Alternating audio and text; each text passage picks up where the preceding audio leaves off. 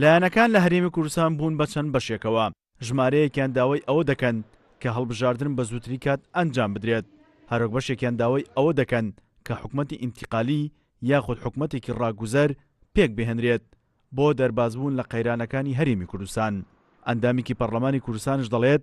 پێویستە پەرلەمانی کوردستان لە ماوەی 3 مانگدا بەردەوام چاودێری کارەکانی کۆمیسیۆن بکات بۆ ئەوەی لە زووترین کاتدا ئامادەکاری پێویست بۆ هەڵبژاردنەکانی داهاتووی هەرێمی کوردستان بکرێت. ئێمە ڕامان وایە کە لە کەمترین ماوەدا لە ماوەی 3 مانگدا پەرلەمانی کوردستان هەموو کاتی خۆی تەرخان بکە بۆ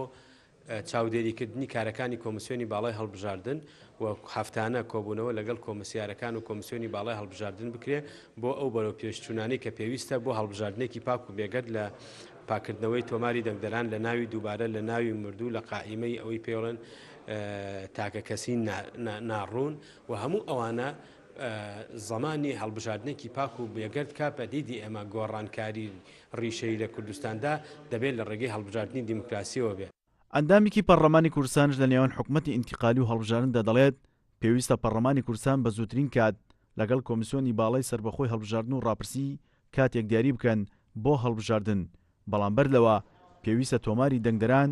پاک بکرێتەوە چونکە ناوی دووبارە و ناوی مردووان و چەندین ناوی تەزویری تێدایە. دەکرێتن بە زووترین کات ئێست پەرلەمانی کوردستان داوا لە کۆمیسیۆنی باڵای هەڵبژاردن بکاتن ئێمە ڕۆژێک دەستنیشان بکەین و ڕۆژێک دەستنیشان بکرێتن بۆی هەڵبژاردنێک بکرێتن بەڵام لە چ کاتێکدا دەبێت کۆمیسیۆن لەو ماوەی کە ماوە هەوڵی جی بداتن ناوەکان پاک بکرێتەوە. ئێستا لە زیاتر لە 400,000 ناو تەزویرە بەشێکی زۆری ناوی مردووە بەشێکی زۆری ناوی ئاوارەکانەکە هاتوونەتە ئێرە یعنی